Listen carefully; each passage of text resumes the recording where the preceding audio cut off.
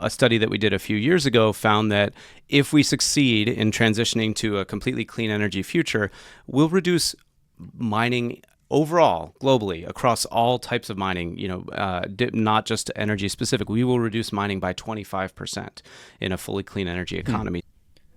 Welcome to Nature Breaking, a World Wildlife Fund podcast focused on the news and trends affecting our natural world and the people and species who call it home. I'm Seth Larson, and we've talked before on the show about the urgent need for the world to accelerate the use of clean energy technologies like solar panels, wind turbines, and electric vehicles in order to meet global climate goals. But doing so will require dramatically increasing the global supply of copper, cobalt, lithium, and graphite that play critical roles in the production of things like solar cells and magnets for turbines and EV batteries. And a significant way to get those materials is through mining. That poses a risk for nature. So what strategies can help us balance the deployment of renewable energy infrastructure with the conservation of natural habitats? It's an important question, particularly for an organization like WWF that's committed to reducing emissions, but is also rooted in a mission to save wildlife and ecosystems. So WWF commissioned a study on the impact of mining for energy transition materials, or ETMs, on nature globally to help us get to the bottom of it. And joining me today to talk about that study is Colin Meehan, WWF's Senior Director for Renewable Energy Transitions. Colin led the development of this study, and he'll walk us through its key findings and what they tell us about the choices we need to make to meet global climate goals while also keeping nature intact and protecting communities. If you enjoy this podcast, please like this episode on YouTube and subscribe to our channel wherever you're listening to this. Those likes and subscribes really help boost our show in the algorithms of different apps and help us reach more people. So thank you for listening, and here's my conversation with Colin. Colin, welcome to Nature Breaking. It's so great to have you here. Thanks for having me, Seth. Yeah, really Appreciate my it. pleasure. This is a really interesting topic. It seems like it is on and off in the headlines all the time over the last few years, so I'm really glad that we're tackling it today. Before we get into this report on critical minerals, I wanted to ask you to tell us a little about yourself. And I understand a lot of your passion for these topics comes from your background growing up in Appalachia, right? Yeah, that's right. I grew up in Western Maryland and spent a lot of time driving through West Virginia and Western Pennsylvania, and spent a lot of time out in the woods on the Appalachian Trail, but also saw a lot of mountaintop removal mining. Yeah. And that had a really big impact on me and how I kind of view our interactions as humans with the world, but also how we use energy. And that's really what drew me to working in energy in the first place. Do you have any early memories of seeing your first mountaintop removal project and sort of how that struck you? I mean, yes, I do. I couldn't say where it was, Of course. But I just remember asking my parents why that mountain was flat, and it was kind of odd. And this was a project that had been quote unquote reclaimed, but it was just a really stuck out in the middle of probably Western Pennsylvania. And it just had an impact on me as, not looking like it belonged there. Yeah. So before we dive further into the report, I did want to just put a little context around this conversation. And I wanted to just ask you to explain how much mining currently takes place for copper and these other critical energy transition minerals, and how much more would we need to fuel a net zero future? I'd love for you to just parse out sort of how those mining activities compare and what we might expect to see. Yeah, it's really important to understand where we are today and where we need to go. Yeah. A big part of this from my perspective is to, achieve our decarbonization goals, but also this is just the clean energy transition that's happening based purely on economics as well. One of the studies that we used as a reference point for our report came from the International Energy Agency, and what they found was that to meet what the Paris Climate Accord goals, essentially keeping global warming well below 2 degrees Celsius, we would need to quadruple the minerals that are being used for the energy transition. Quadruple. Yeah, by 2040. Yeah.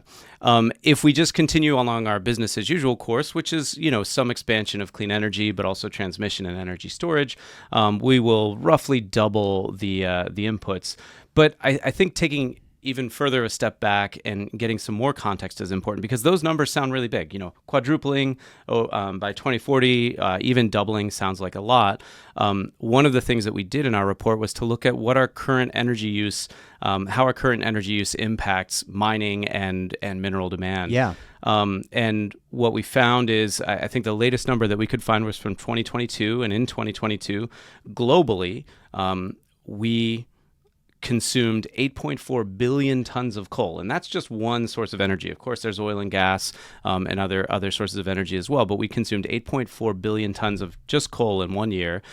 Based on those IEA projections, the mineral demand for energy transition minerals would be 25 million tons. Oh. So just 0.3% in 2040 of what we consumed in coal just a few years ago. Yeah, this is super interesting. I think there's so much conversation around how much rare earth minerals and all these materials we're going to need to power electric vehicle batteries and all these different new technologies.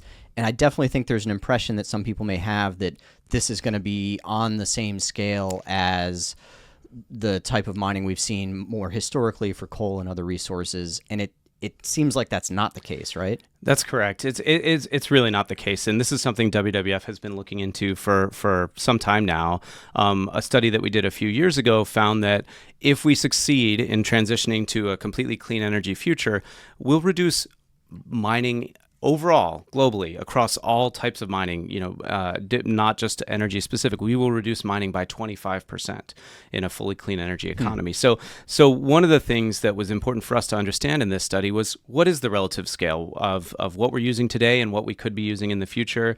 And one of the big outcomes from our research is that we can see some clear benefits just from transitioning to a clean energy infrastructure. We can see some clear benefits from the mining perspective. Yeah. All right. So that's really interesting, and I appreciate you sort of explaining the scale that we're talking about, both for the critical minerals that we'll need for a clean energy future, as well as the type of mining we're already doing and how those compare.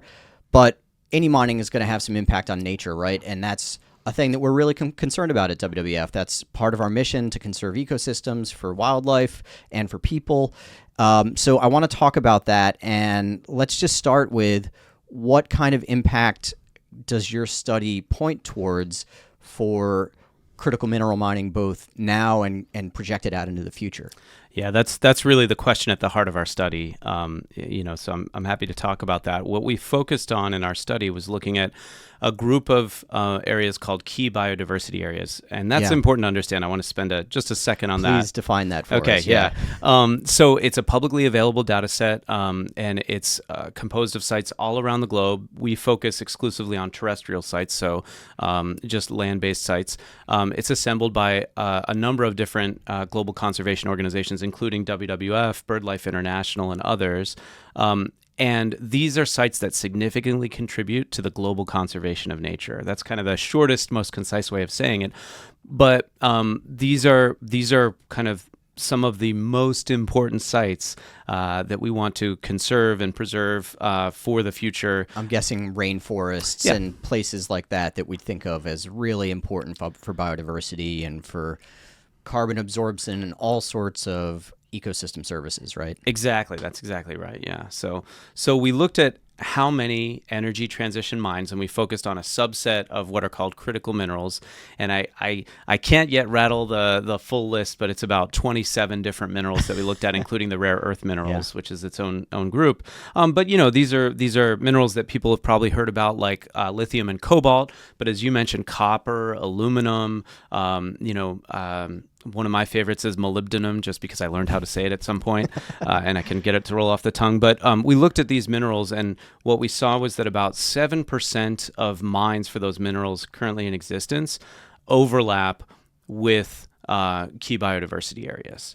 So that's around 980 mines. It's a lot of mines out of 14,000. On the one hand, 7%, it's like, well, against 100%, that's a low number, but it's that 7% is having an impact, right? It really is having an impact. And that stays relatively consistent based on what we know today, going out into the future, because what we're looking at is a combination of existing mines and planned mines or mines that are currently being explored. And what we found was for existing mines, the percentage currently operating is a little bit higher. It's around 9%. For those mines that are currently being explored, so there is an owner for those mines, they're considering either expanding or beginning mining operations, that's around 7%. So it gives us a relatively good perspective on what the scale of the impact is. And as you said, these are very sensitive areas, and that 7% may not sound like a lot, but the impact to those areas is very real. The encouraging thing for us is because that 7% is a relatively small number relative to 100, that means there are 93% of the mines that suppliers can choose from that don't have that overlap, that don't have that risk. And so that's something that we really want to highlight for all of the different investors throughout the supply chain, to understand that there are a lot of good options for them to source their minerals in ways that aren't impacting key biodiversity areas. I do want to emphasize for folks, though, this is just one of the impacts to the natural environment. Key biodiversity areas are very important, but there are a lot of different ways of looking at how the natural environment is impacted. So one of the things that we emphasize in our study is how much we still need to learn. And there's still a real need for additional research to understand what the impact are to, specific species, specific areas of the globe, and communities. So this is something we really hope to dig into over the coming years with more reporting. I want to go back to what you just said about trying to communicate to companies that there's a 93% of mines that they can source from that aren't having this impact on key biodiversity areas. That kind of picks at a question that was in the back of my mind of, so what do we do to mitigate the impact to nature, and how do we sort of strive toward best outcomes? And so are the companies that are sourcing these materials the biggest lever that we can work with to pull there in the right direction? Are there other partners or other strategies that we should be pursuing to try to mitigate as much as possible the impact on nature? It's a great question. It's one of the ones that we speak to in the report a little bit, but we hope to expand on. Yeah.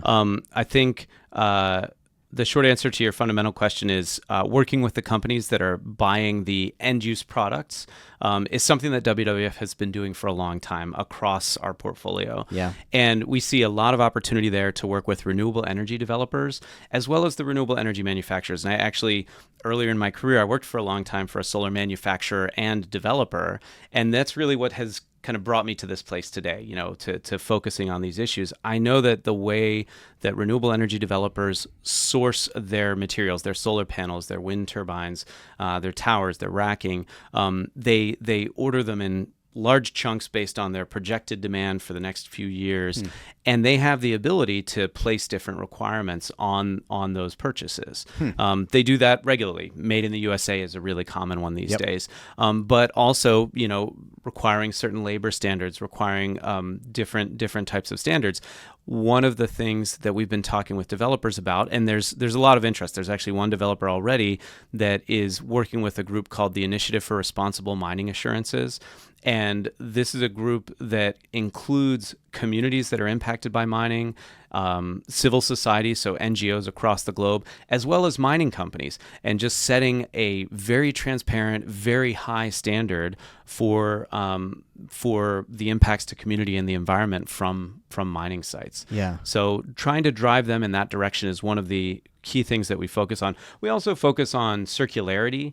There are a lot of different opportunities to mitigate this. Again, this 7% feels like it's manageable, and we have solutions for it. Circularity is I'm glad you mentioned that, because that is another characteristic that sets these materials that are being mined apart from traditional fossil fuel resources that get mined, because those are things that get used once and they get burned and they get, they create electricity and then they've served their purpose. Whereas lithium that goes into a battery that battery can then be recycled and turned into another product afterwards, right? And I know it's like that's still, some of that's in its early phases and we're still figuring out the logistics of that.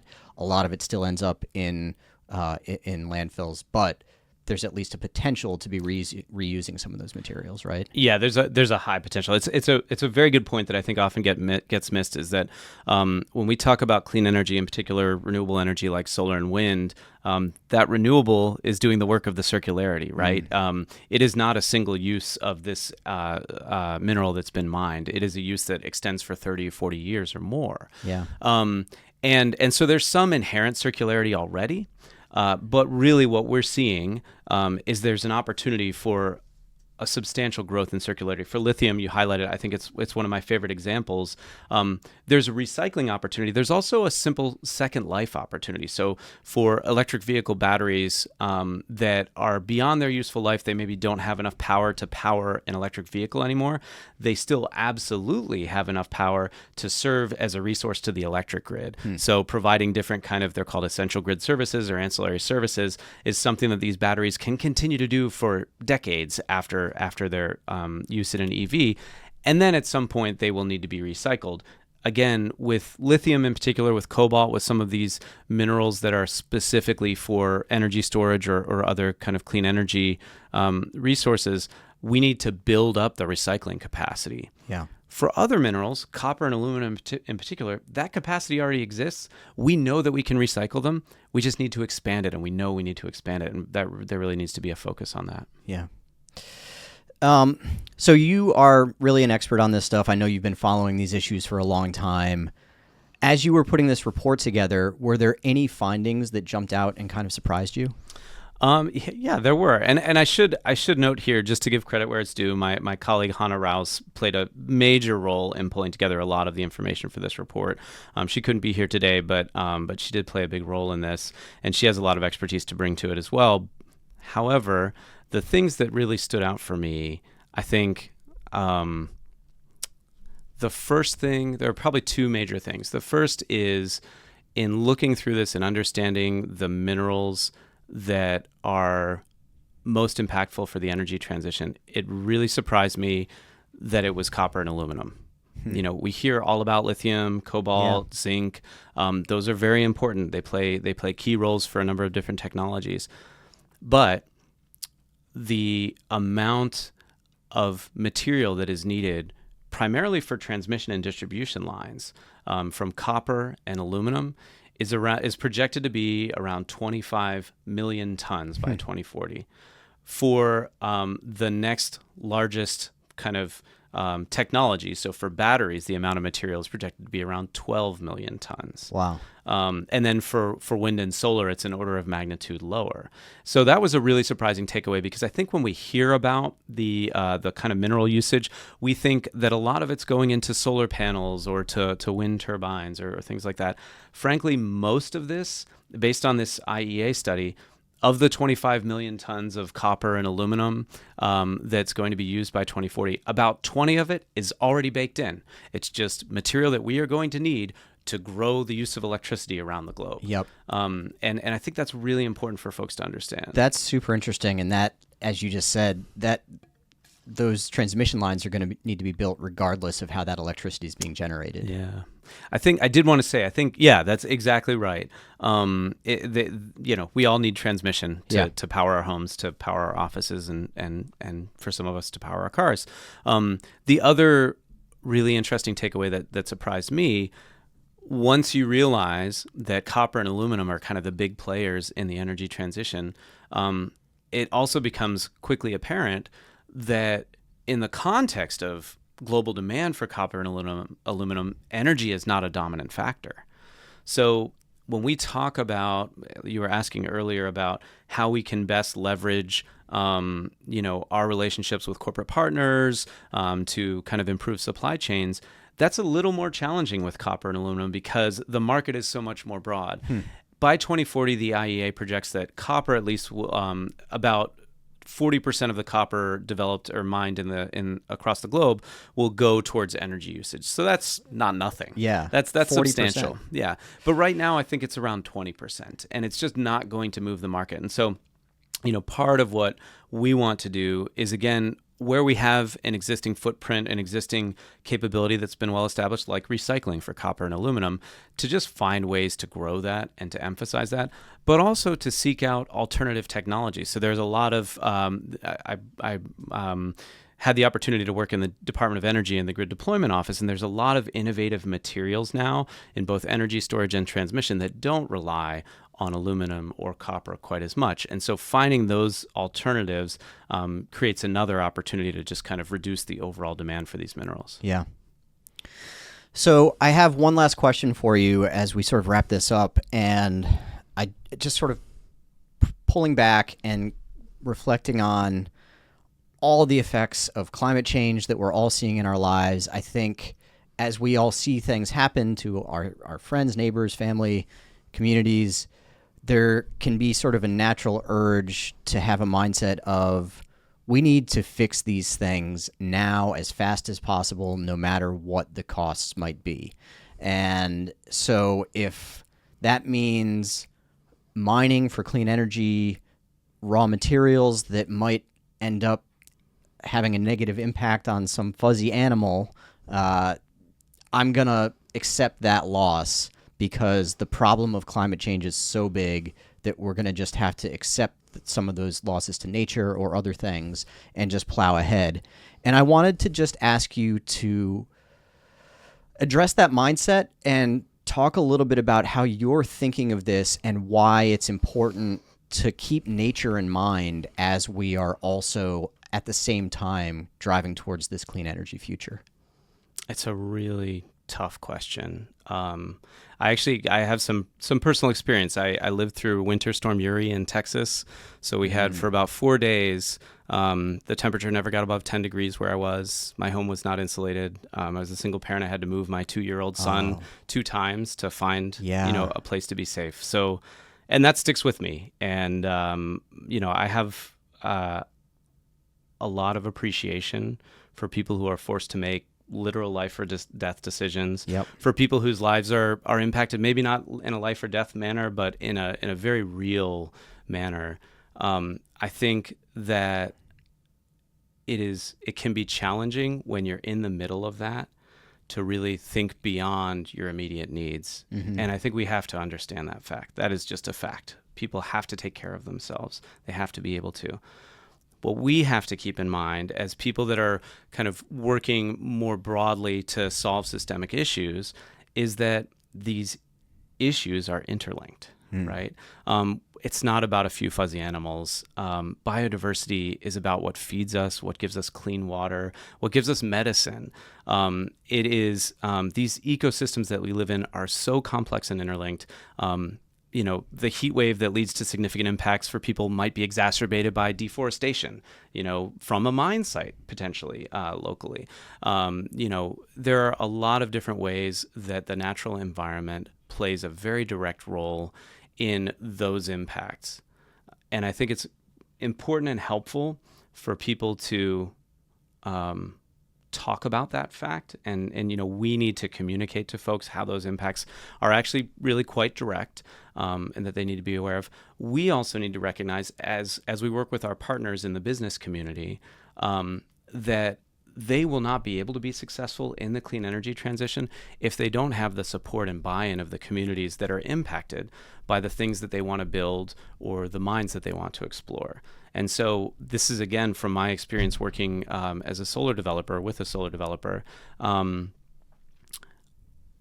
communities that are not seeing the benefits from projects that are going in those communities, whether those benefits are economic, social, certainly employment, but also ecological. If they're not seeing those benefits, they will turn their backs on the progress. Yep. Even if it helps their tax base. Their tax base is not an immediate personal benefit. And so really it's the trickiest question, and it's at the heart of this new program we have at WWF called Community Positive Energy Transition, is that we need to, as we're building out this new infrastructure, keep it centered on nature and communities, really. So that's been, as we've built this program up and as we've gone through this study, that's really been our focus. Yeah.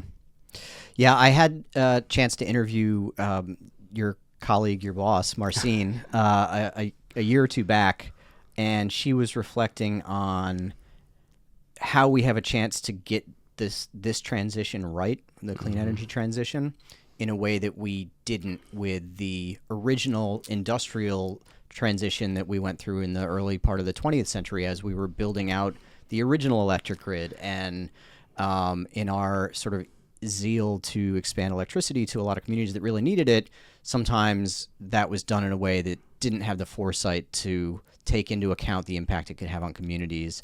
And trying to get it right this time as we're going through another transition, I know is a priority for her and for us as an organization. And I think that's a really great point to kind of wrap up on.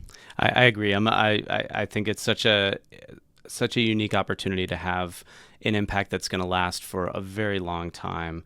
If we can get it right this time, that's going to be embedded in the culture of energy infrastructure going forward, because they'll see that success. Yep. Well, Colin, thank you very much for taking the time to talk us through this report today and explain some of these pretty thorny, complicated issues and questions that we're trying to work through. I think it's really important stuff, and I really appreciate your time. Thanks. I really appreciate it, Seth. Great talking to you. Thanks again to Colin for joining the show today. Debates around mining for critical minerals are only going to intensify in the years to come as the clean energy transition accelerates. So I think it's an important moment right now to understand some of these key questions about how we balance mining for minerals with conserving nature. Colin and his colleagues have given us an important resource with this new report, and I encourage you to read it for yourselves. I'll include a link in the show notes. For now, thank you for listening, and let's keep building a more sustainable future.